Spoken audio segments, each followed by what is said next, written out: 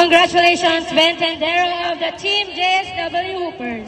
He is best in rebounds. So, Ben, how do you feel na naging best in rebounds ka for our elimination round?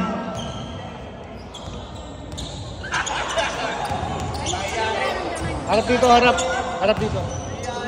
Una po sa lahat, nagpapasalamat ako sa mga kasama ko natin. Tuloy tayo sa kanila ang mga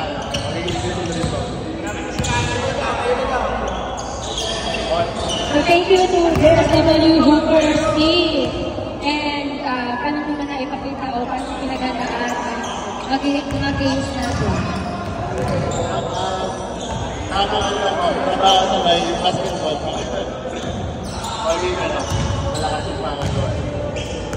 Okay, so maraming practice ang ibig niya sabihin para